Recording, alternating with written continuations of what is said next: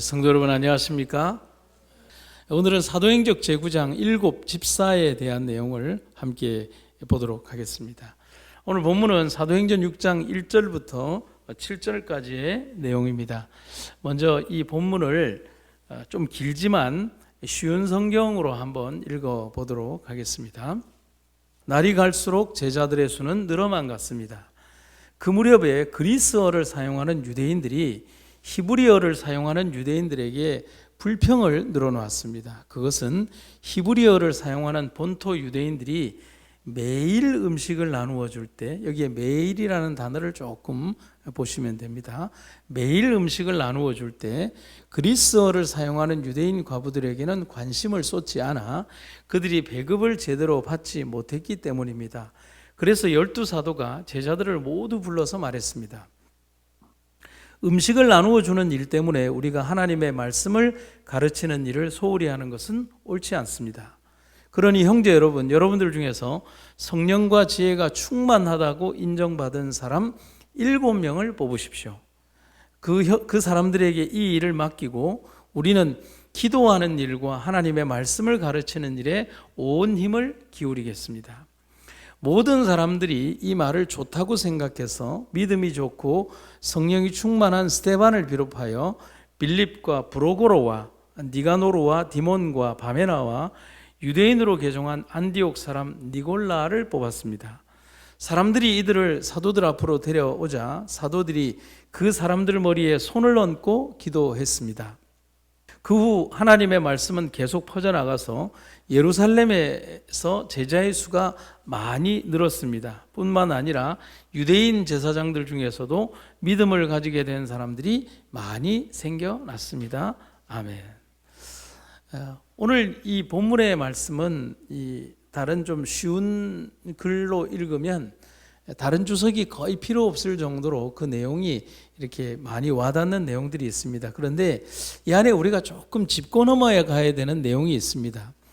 이때 당시에 구제에 대한 소고입니다. 그 연구가 좀 필요한데, 당시 유대교 내의 빈민 구제 사업에는 두 종류가 있었습니다. 기독교 안이 아니라 유대교 안의 구제 사업에는 하나는 일정한 지역 내의 거주민들 중에서 극빈한 사람들에게는 매주 금요일마다 14끼에 해당하는 돈을 지급하는 것입니다.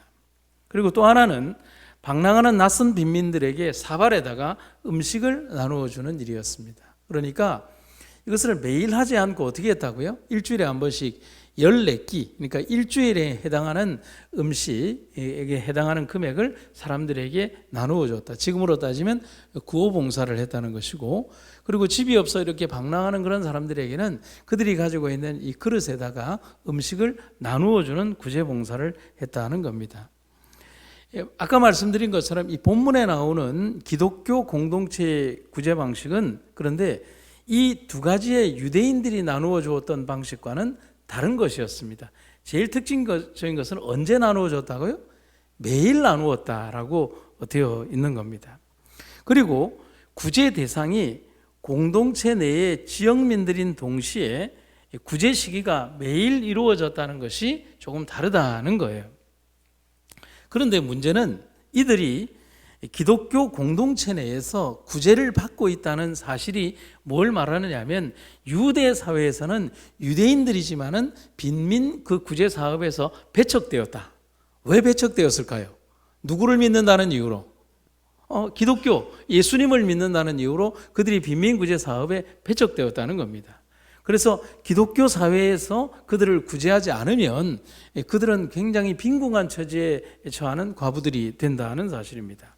그런데 헬라파 유대인들이 원망을 합니다. 그 구체적인 동기가 무엇인지에 대해서 우리가 잘 읽어보면 의미를 알 수 있는데, 그들의 불만은 뭐냐면은 식량 배급과 필수품의 그 배분에 대한 불만이었어요. 그들은 매일매일의 식량 배급이나 생필품 지급에서 헬라파 과부들이 히브리파 과부들보다 푸대접을 받거나 더러는 누락이 되어서 불만을 굉장히 강력하게 표현했다는 겁니다. 따라서 이들의 원성이 교회 안에서 높아감에 따라 사도들은 이 문제를 해결하기 위해 중재에 나서게 됩니다. 여러분, 이 문제가 사소한 문제처럼 보입니까? 아니면 좀 큰 문제처럼 보입니까? 불편함이 없는 사람들에게는 사소한 문제지만 이 불편함을 가지고 있는 사람들에게는 굉장히 큰 문제입니다. 이 삼천포나 사천에 이런 음식을 나누어 주는 곳이 있는지 모르겠지만 부산에 가면 용두산 공원이나 이런 데 가면 아직도 음식을 이렇게 점심때면 나누어 주는 데가 있습니다. 그러면 그 나누어 줄 때 가보면 굉장히 시끄러운 소리가 많이 납니다. 그 뭐냐면 앞에 있는 저 할머니에게는 고기가 몇 점 더 들어갔는데 나한테는 야채밖에 없다는 거예요. 그러면서 굉장히 이렇게 언성을 높이고 싸운다거나, 혹은 구호품을 받을 때 저 사람에게는 휴지 하나가 더 들어갔다든지 나에게는 2개 들어와야 될 휴지가 실수로 1개만 들어왔다든지 해서 그런 것들로 인하여 굉장히 많이 다투는 장면을 보게 됩니다. 그런데 여기에다가 지역 감정까지 들어가게 된다면 엄청난 일이 벌어지게 된 거예요. 이때 당시에 그 기독교 안에는 유대인이라고 하지만 헬라파 유대인들, 그러니까 그리스어를 사용하는 유대인 과부들과 그냥 유대 정통 언어를 사용하는 그 유대인 과부들로 나뉘게 됩니다. 좀 지역적으로 올라가는 역사적 문제가 있지만 그렇게 되어 있습니다.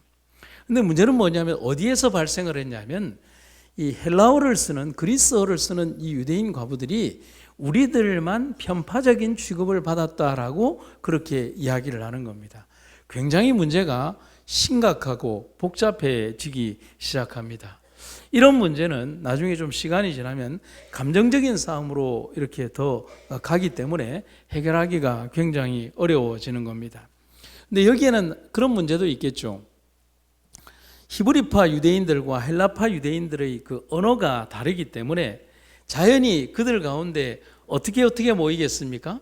그들이 언어가 잘 통하는 사람들 위주로 모이고 그 연령대별로 위주로 모이게 되면서 서로가 서로 간에 뭐냐면 내가 받은 것, 우리가 받은 것에 대한 불만을 이야기하고 그 다음에 성토하거나 불만을 원망으로 터뜨리는 그런 일들이 많았을 것입니다. 그때나 지금이나 사람들이 모이게 되면 그런 불만과 편견 그리고 불평들을 토로하게 되는 겁니다.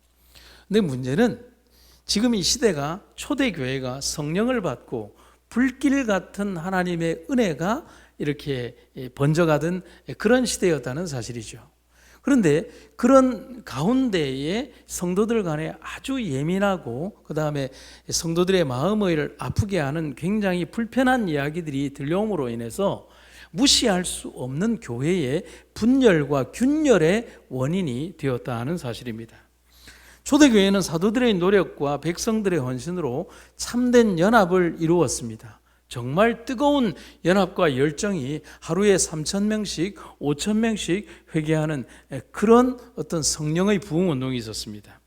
정말 뜨거운 경험들이 그들에게 있었고 그들은 남다른 열심과 열정으로 지냈습니다. 그러나 이 연합을 가장 싫어하는 존재가 있었습니다. 누굴까요? 사단이죠. 사단은 이 연합이 존재하는 한 그가 세상을 향해서 할 수 있는 일이 결코 성공할 수 없다는 사실을 누구보다도 잘 아는 존재가 사단입니다. 그래서 이 교회나 우리 공동체, 특별히 믿음의 공동체 안에 불편한 이야기들 혹은 화합을 깨뜨리는 이야기들은 우리의 머릿속에서 출발한 게 아니라 사단이 우리 머릿속에 심겨오는 그 가라지가 뿌리 내리고 우리를 조종하고 있다는 사실을 분명히 인지하고 들어가야 합니다. 그래서 사단은 우리의 이전 생각의 습관을 이용해서 그곳으로 교회의 불화의 요소들을 끌어들이고자 한다라고 하는 겁니다. 굉장히 무서운 거예요. 우리의 일생사에 가지고 있었던 경험들이나 우리의 지식들 그리고 노하우들, 우리의 신앙적 오랜 기반되었던 이런 일들이 불화의 요소들로 등장을 할 수가 있다는 겁니다. 그래요. 사단이 선택한 것은 과거에 우리들이 지녔던 생각과 혹은 과오들, 성공의 경험들 혹은 나 자신만이 가지고 있는 대단히 뛰어난 능력들도 사단은 활용할 수 있다는 겁니다. 그것은 오늘의 우리들을 유혹하고 분열하는 일이기도 한 겁니다. 오랜 동안의 경험에 아주 익숙해 있고 그것에 길들여져 있는 사람은 다른 사람들의 의견을 잘 받아들이려고 하지 않습니다. 왜냐하면 자기가 그 일에 뭐 했기 때문에요? 성공했기 때문에 그래요. 그런데 이 방법이 좋다라고 하면 그 방법 이외의 의견을 주장하는 사람들이 있으면 그것을 잘 용납하려고 하지 않는다는 사실입니다. 불평의 원인은 자칭 헬라파 과부들이 매일의 구제 분배에서 빠졌다는 겁니다. 혹은 소홀히 되었다는 거예요. 일의 우선순위와 경위를 떠나서 불평은 교회의 화합을 깨뜨리는 가장 무서운 적이 됩니다. 불평도 문제지만 그런 불편한 일을 만들었던 사람들 역시도 그 일들에 있어서 자유롭지는 못하다는 사실입니다. 그래서 우리는 무엇을 생각해야 되냐면 불평은 또 다른 고통을 낳을 수가 있다는 사실입니다. 그러나 사람의 생명을 담보로 한 불평이고 또 분열이 발생할 수 있는 겁니다. 초대교회에 부는 바람도 그런 겁니다. 서로 얼마든지 나눌 수 있는 그런 모임에서 조그만 이기심과 불신이 교회를 분열하게 만든다는 겁니다. 아무것도 아니잖아요. 아무것도 아닌 거잖아요. 아주 작은 분량의 그런 욕심들이잖아요. 그 수군거림이, 그 쑥덕거림이 교회를 이렇게 분열시키고 있다는 사실인 것입니다. 진정 우리의 모습에도 그리스도가 안 보이면 그런 무서운 일들이 우리들의 마음에 자리할 수 있다는 것입니다. 그래서 우리는 우리의 삶에 있어서 꼭 기억해야 되는 것은 우리가 온전히 주님만 바라보고 내 마음속에 혹시 싹 들지도 모르는 그런 편견과 불만의 정신들을 사루어 버리기 위해서 항상 깨어있는 정신으로 주님 앞에 나아가야 한다는 사실인 것입니다. 하나님의 영께서는 진리 안에 있는 신자들 가운데 분열과 다툼이 있는 곳에는 거하지 않으실 것이다. 무서운 말이죠. 이런 감정들이 표현되지 않았다 할지라도 그것들은 마음을 점령하고 그리스도인 교회를 특징지어야 할 평화와 사랑을 몰아낸다. 우리가 알고 있는 세상의 실정법은 결과를 보고 그 사람의 죄의 유무를 결정하지만 예수님이 분명히 얘기를 해주셨죠. 그 마음속에 도적질이나 탐욕이나 그리고 음심을 품는 자는 이미 그 죄를 저질렀다는 것처럼 그 마음속 동기를 보시고 그 사람의 죄를 평가한다는 사실인 겁니다. 이어지는 기별에서 우리는 더 중요한 내용을 보게 됩니다. 그것들은 가장 충만한 의미에서 이기심의 결과다.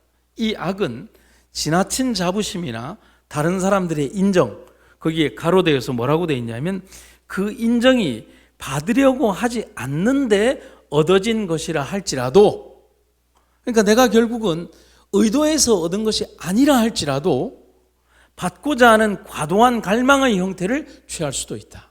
자기를 높이는 것은 하나님을 사랑하고 그분의 계명들을 지키노라고 공언하는 자들에 의해 뭐 되어야 한다? 포기되어야 한다. 그렇지 않으면 그들은 그분의 거룩한 은총으로 말미암는 축복을 받기를 기대할 필요가 없다. 화인자설은 우리 마음속 내면의 깊은 그 동기까지 있어서도 우리의 내면을 주장하시는 그리스도의 은혜를 생각하라고 말을 하는 겁니다. 이제 이러한 어떤 문제, 그리고 초대교회가 앞으로 더 나아가기 위하여, 그리고 이 교회 안에 벌어지는 이런 사소한 일로 발생한 큰 문제를 해결하기 위하여 사도들이 7집사를 세우게 됩니다. 이 초대교회에서 이 7집사의 선택은 필요 불가결한 일로 다가왔습니다. 왜냐하면 사도들이 맡은 영적이고 거룩한 일들 외에 처리해야 되는 잡다한 일들이 너무 많았다는 사실인 거예요. 이 모습은 뭐냐면 모세가 광야에서 그 많은 백성들을 데리고 있을 때 그 모든 일들을 모세 혼자서 담당했던 거예요. 그러니까 이 모세의 장인 이드로가 사위를 보러 왔을 때 백성들이 모세는 저기 앉아 있고 하루 종일 그 뙤약 끝에서 이 백성들이 서서 송사의 시시비비를 가리기 위해서 거기에 서 있는 것을 보고 그것은 잘못되었다라고 말하면서 조직의 제도를 장인이 그에게 가르쳐주는 장면을 보게 되는 겁니다. 그 이후로 어떻게 됩니까? 백성들은 뜨거운 곳에서 무한정 기다릴 필요가 없이 순서와 계통을 따라서 작고 사소한 일들은 뽑혀진 50부장과 100부장과 그 또 다른 제도들에 의해서 해결이 되고 아주 큰 문제들만 모세 앞으로 가서 해결을 받게 되었다는 사실입니다. 그런데 지금은 이해할 수 없는 분열의 정신이 교회를 덮고 있었습니다. 사도들은 분명한 결단이 필요했습니다. 그들이 다 할 수 없는 그 사소하고 섬세한 일들과 교회의 일들을 담당할 집사의 필요성을 감지한 겁니다. 실제적인 직무, 그 다음에 실제적인 일들, 그리고 사소하지만 교회에 꼭 필요한 일들을 담당할 역할을 해야 될 집사를 선택하게 되는 겁니다. 그럼 사도들은 어떤 일에 직무해야 되느냐? 그들은 하나님의 복음 전파와 말씀을 전하는 직무에 우선적으로 그들의 일을 해야 했다는 사실입니다. 그런데 사도행전 6장 7절에 보면 7 집사를 선택하고 난 다음에 하나님의 교회가 즉각적인 축복을 경험합니다. 대단히 놀라운 일이에요. 집사들의 직무에는 단순한 복음 전파만이 있는 것이 아니라 사람들에게 복음을 전파하고 교회를 섬기고 가난하고 병든 자를 돌보는 그런 사랑의 직무들이 있었습니다. 또한 그리스도의 복음을 전파하는 교사이기도 했고 진리의 사신들이었습니다. 어쩌면 사도들의 일보다도 집사들의 해야 될 일과 역할들이 훨씬 더 많았다는 사실을 우리가 보게 된다는 것입니다. 사업의 특별한 분야를 감독하도록 7 사람을 임명한 것은 교회의 큰 축복임이 증명되었다. 이 직원들은 일반적인 교회의 재정적인 이익과 마찬가지로 개인의 필요에 대해서도 주의 깊이 고려하였고 그들의 빈틈없는 경영과 경건한 모본을 통하여 그들은 교회의 여러 사업을 연합된 전체로 결속시킴에 있어서 동료 직원들에게도 중요한 도움이 되었다. 그러니까 그들의 포괄적인 업무와 일들이 아주 교회에 굉장히 중요한 요소로 제공되었다는 사실입니다. 그래서 디도서에 있는 말씀을 읽어보면 그들이 하는 일들 또 조건에 대해서 이렇게 얘기를 합니다. 감독은, 여기에서 말하는 감독은 교회를 관리하고 돌보라는 직임을 맡은 모든 사람들을 말합니다. 집사와 장로와 재직들을 모두를 말하겠죠. 감독은 하나님의 청지기로서 책망할 것이 없고 제 고집대로 하지 아니하며 급히 분내지 아니하며 술을 즐기지 아니하며 현대에 적용하면 담배나 마약도 포함이 되겠죠. 구타하지 아니하며 더러운 이익을 탐하지 아니하며 오직 나그네를 대접하며 선을 좋아하며 근신하며 의로우며 거룩하며 절제하며 미쁜 말씀의 가르침을 그대로 지켜야 하리니 이는 능히 바른 교훈으로 권면하고 거스려 말하는 자들을 책하게 하려 함이라. 그래서 우리가 재직들을 선출하고 재직의 기준들을 얘기할 때 디도서나 디모데서에 있는 이 구절들을 그대로 읽어보면 우리들이 이 믿음의 백성으로서 재직들에 필요한 요소들이 그대로 적용되어 있다는 사실을 보게 되오는 겁니다. 그럼 이것을 5가지로 한번 다시 구분해 보면 이렇게 되겠죠. 하나님이 세우신 집사들은 그리스도와 하나 되는 사람이어야 합니다. 맞습니까? 맞습니다. 2번째는 그리스도를 사랑하는 사람이어야 합니다. 3번째, 그리스도께서 세우신 교회를 사랑하는 사람이어야 합니다. 4번째, 그리스도께서 사신 이 백성을 진심으로 사랑하는 사람이어야 합니다. 5째, 그분의 말씀을 사랑하는 사람이며 그리스도 안에서 승리하는 사람이 되어야 합니다. 이것이 바로 하나님이 세우신 집사들에게서 필요한 가장 중요한 5가지 요소라고 할 수 있는 것입니다. 다 같은 집사로 부르심을 받은 우리들이지만 우리들에게는 각자의 다른 은사가 있음을 알아야 합니다. 그 각각의 은사에서 하나님께서 정령 바라시고 원하시는 그런 일들을 성심과 진실로 수행하는 올바른 성도, 곧 올바른 집사가 되어야 한다는 겁니다. 여기에 있는 장로님들도 장로가 되기 이전에 집사였습니다. 집사라는 직분은 내가 장로가 되었기 때문에 집사의 직무를 벗어버리는 것이 아니라 장로라는 직책 안에 그 집사의 직무가 포함되어 있음을 얘기하는 겁니다. 그래서 저는 이렇게 말씀을 드립니다. 초대교회의 진정한 부흥이 집사로 시작되었다면 이 시대의 마지막 사업도 집사의 사명으로 시작될 것임을 우리는 기억해야 합니다. 맞습니까? 집사로 인하여 부흥이 일어났고 또 하나님의 집사의 사명으로 인하여 또 다른 부흥이 마지막 시대에 일어날 것이라는 겁니다.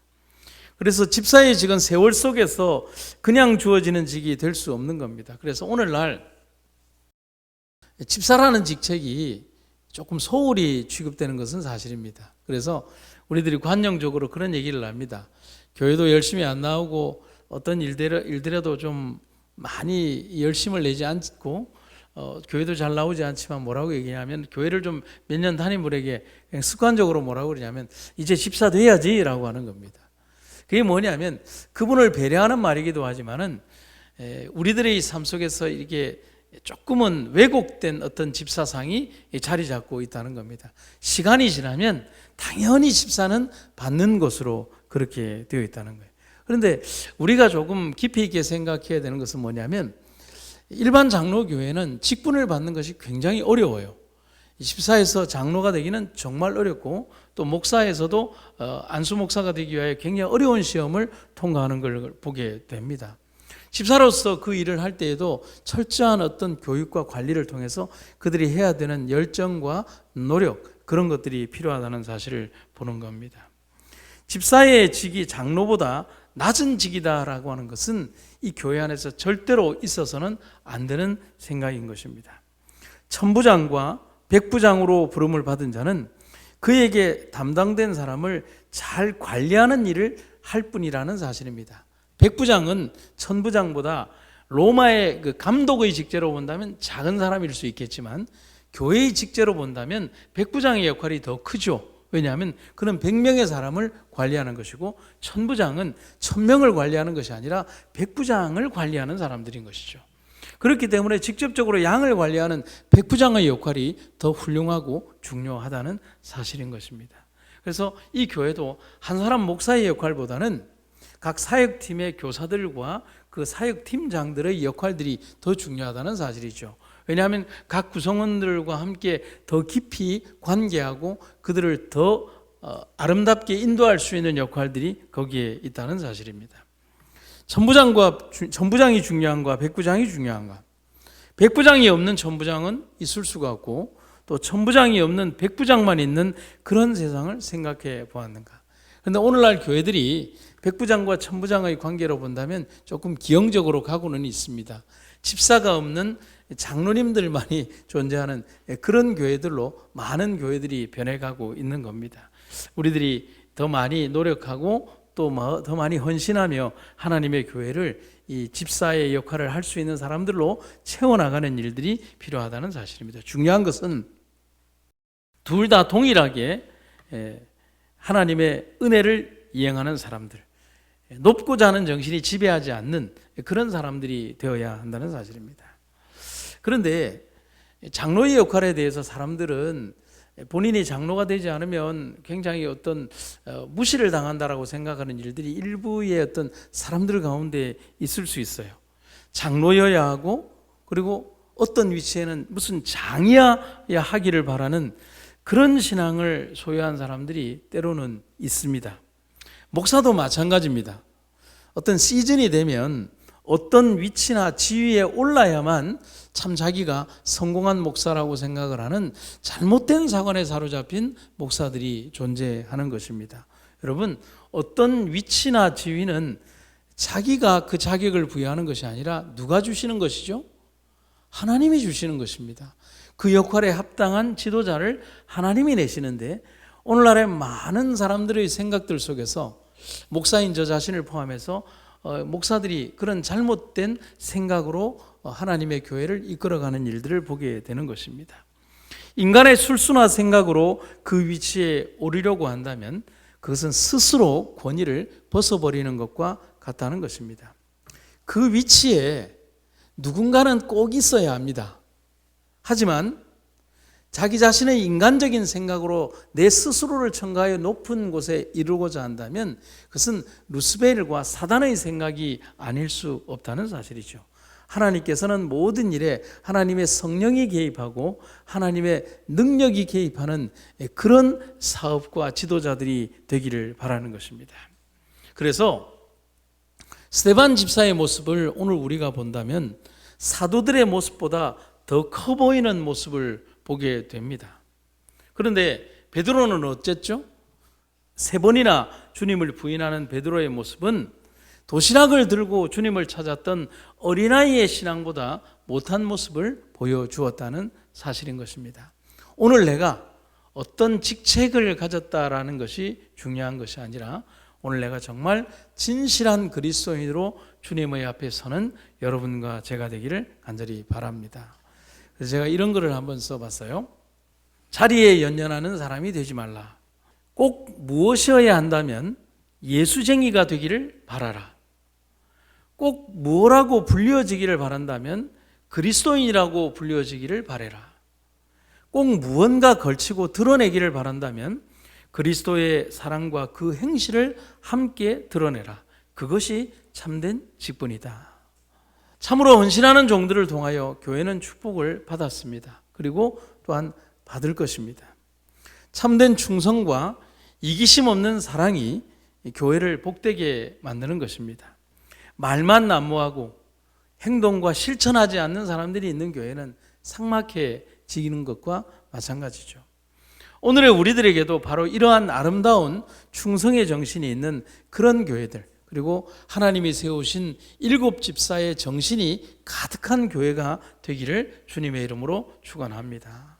초대 그리스도 교회가 유지했던 질서로 그들은 하나님의 갑옷을 입고 잘 훈련된 군대로서 힘차게 전진할 수 있었다. 신자들의 무리는 비록 넓은 영토에 흩어져 있었을지라도 모두 한 몸의 지체들로서 서로 일치되게 조화를 이루며 움직였다. 후에 안디옥과 다른 곳에서처럼 지방교회에서 분쟁이 일어나 신자들이 의견의 일치를 볼 수 없을 때에는 이 문제로 교회에 분열을 일으키게 하지 말고 여러 지방교회에서 온 대표자들과 지도적인 책임을 맡고 있는 사도들과 장로들로 구성된 전체 신자들의 총회에 그 문제를 회부해야 하였다.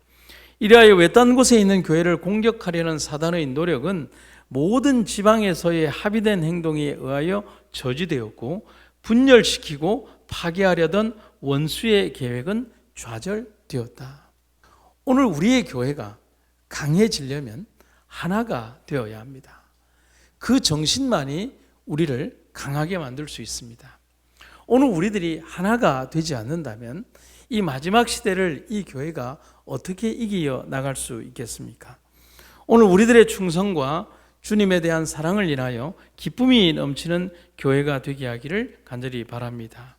오늘 우리의 헌신과 노력으로 정말 사람들이 오고 싶은 교회를 만드는 여러분과 제가 되기를 간절히 바랍니다. 마지막 사도행적의 기별을 읽도록 하겠습니다. 그리스도인은 그리스도인과 연합하고 교회는 교회와 연합하고 인간이란 도구는 하나님과 협력하고 모든 기관은 성령께 복종하여 모두 하나님의 은혜의 복된 기별을 세상에 전파하는 일에 연합해야 한다. 이것이 교회의 사명이자 우리의 사명이며 집사의 사명이라고 하겠습니다. 오늘 7 집사로 부르신 그 초대교회의 그 부르심을 통하여 하나님의 거룩한 성령의 은혜가 모든 교회와 성도들에게 빛이 났던 것처럼 오늘 이 교회에도 그러한 하나님의 성령의 부으심이 우리와 함께하는 귀한 시간 되기를 주님의 이름으로 축원합니다. 사랑과 은혜가 충만하신 아버지 하나님, 초대교회에 7 집사를 선택하심으로 인하여 그 교회가 아름다운 빛과 은혜의 빛을 전파했던 것처럼 오늘 우리의 마음속에도 7 집사의 사명과 생각들이 우리의 마음속을 지배하도록 인도하여 주시옵소서. 거룩하신 성령의 은혜가 이 교회를 이끄시고 또 인도하여 주셔서 거룩하신 하나님의 은혜 가운데 거하는 우리가 되게 하여 주시옵소서. 이 교회를 하나 되게 하시고 거룩한 성령의 은혜 가운데 거하는 교회로 이끌어 주시옵소서. 오늘도 여전히 주의 백성들의 가정마다 하늘의 귀하고 아름다운 은혜 베풀어 주시기를 간절히 구하며 예수님 이름으로 기도드립니다.